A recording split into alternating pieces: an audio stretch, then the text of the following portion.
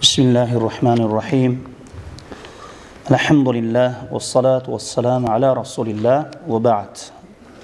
Hurmatlı cemaat, hurmatlı mu'min musulman bir tuğanдар. Allah Taala tutup жатқан oruzoңuzdарды kabul kılsın.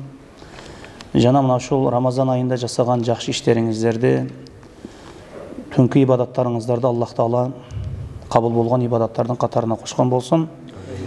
Жана мына ушул акыркы 10 күндүктө мына боло турган Кадыр түнүндөгү мына ушул ибадат менен, Кадыр түн менен баарыбызды Аллах Таала рызкыласын. Бүгүнкү орозо сабагыбызда айта турган маселебиз ошол Кадыр түн тууралуу айтып келе жатканбыз. Лейлатул Кадыр. Мына ушул тууралуу дагы айтабыз. Эми Кадыр түндүн убактысы. Уламалар Кадыр түндүн убактын белгилөө туурасында ихтилаф кылышкан. Мындайча айтканда, өз ара кайчы пикирге барышкан, мындайча айтканда, талашып тартышкан, ихтилаф бар алымдардын ортосунда Кадыр түндү кайсы түндө экендиги тууралуу. Мына ушул пикирлердин ичиндеги эң туура жана негиздүү пикирге көрө Кадыр түн Рамазандын акыркы 10 күндүгүнүн так түндөрүндө экен. Так түндөрүндө жашырылган болуп, бул ар бир жылы өзгөрүп туруусу мүмкүн. Жыл сайын эле 27 түнү боло бербейт. Жыл сайын эмне өзгөрүп калган. Жыл сайын өзгөрүп турат. Бизде эми ушул жыл сайын эле Кадыр түн 27-синде деп ушуга адаттанып калганбыз. Балким 27 түнүндө да болуп калуусу мүмкүн. Кадыр түнү акыркы 10 күндүктүн так түндөрүндө экени тууралуу Айша радыйаллаху анхадан төмөнкү хадис келген. Пайгамбарыбыз саллаллаху алейхи вассалам айткан экен, Кадыр түндү Рамазандын акыркы 10 күндүгүнүн так түндөрүнөн издегиле деген экен. Бул хадис Имам Бухариде келген. Эми Кадыр түндү көчүп туруусу ошол маселесине келе турган болсок, көчүп турат жыл сайын. Жыл сайын балким бул жылы 27-синде, балким 21-inde, балким 23-үндө, балким 29-унда, эмки жылын балким 23-үндө болот. Аллах билүүчү муну. Бул түн Рамазандын 21-чи, 23-чү, 25-чи, 27-чи жана 29-чу түндөрүнө туура келүүсү тууралуу хадистер келген.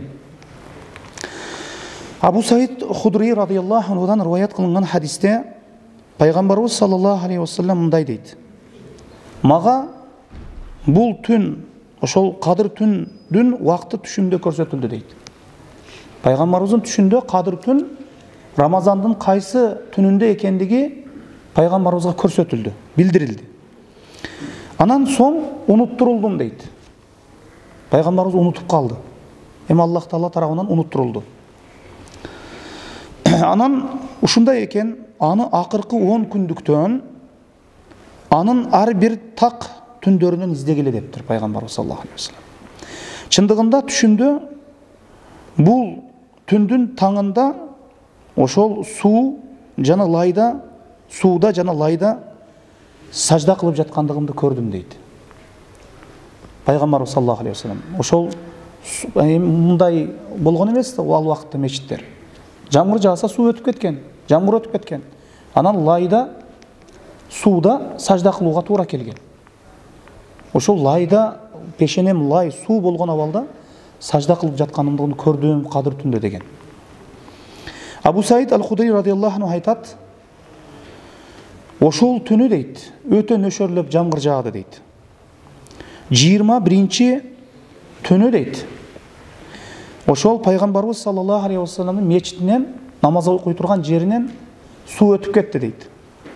Пайгамбарыбыз саллаллаху алейхи вассалам, анан Пайгамбарыбыз саллаллаху алейхи вассаламды өз көзүм менен көрдүм. Багымдат намазын окуп кайтат экен.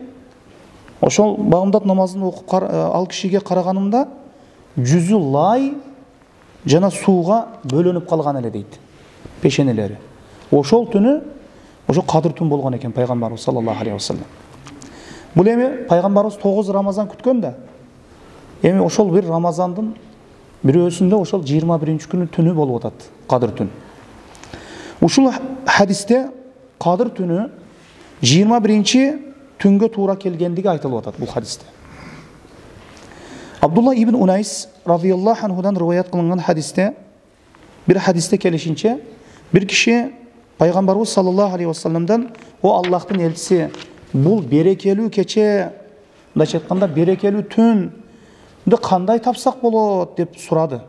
Oşondo al zat kim sallallahu aleyhi ve sellem bul tün 23. oşol 23. tünden tavasыңар dedi. Bul hadiske layık. Bul hadiste sahih hadis İbn Huzeyme Muslim rivayat İmam Muslim rivayat kılan hadis eken. Peygamberimiz bul sahaba suraganda 23. tünü tükte ver, kadir tünde tura ver dedi de. Bul hadiske layık. İbn Abbas radıyallahu anhu'dan rivayat kılınan hadiste kadir tündün oşol 27. tününde ekendigi turasında oşol rastu bir sahih bolgan rivayat kelgen. Oşol Abdullah ibn Abbas'tan hadisine layık kadir tün 27'sinde degen bul rivayat layık bizde koyunca yıl sayın 27'sinde toplolabız. Köp adam kelet meçitke kadir tün tosabız dep. Balkim kadir tün oşol tünü boluşu mümkün. Je keçe 23'ünde ötüp ketişi mümkün. Je 21'inci ötüp ketişi mümkün.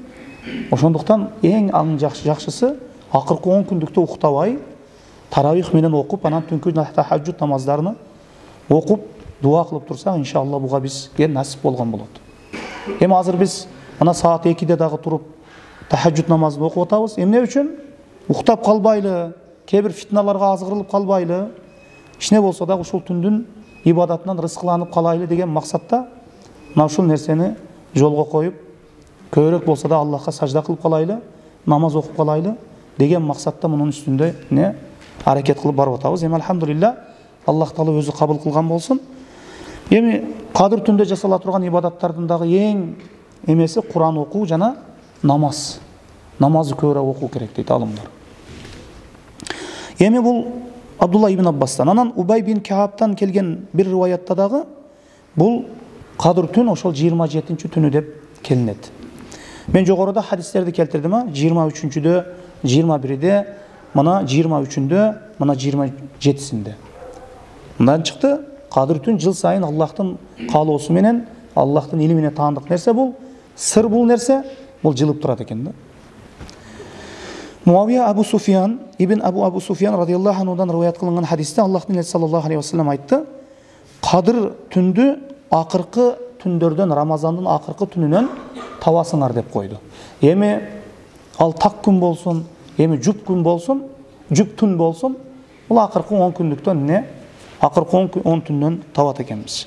Emi kıskası eğer kadir tündün ötkörüp jibербейин, uşul ibadat mağa da bir 1000 aylık amaldan жақшы eкен, 1000 aydan жақшы eкен бұл түндегі ibadat десеңіз, анда белді бекем буып, мына түні менен уктабай, мына азыр өтө күн тез өтүп атат, жақшы күндөр тез өтүп кетет, сонун күндөр жақшы өтүп кетет. Аллах эң сүйгөн, жақшы көргөн мына Рамазан айы, бұл айды мына өткөрүп жибербейли. Мына ушул нерсе менен алектенип жақшы ибадаттарды жасап турсак, иншаллах таала бұл түндүн иншалла ибадаттарынан жақшылығынан барыбызга насип кылган болот. Аллахтын не каалоосу менен, Аллахтын жардамы менен иншаллах таала Аллах Тааладан сурап дуа кылып турайлы. Субханакаллаху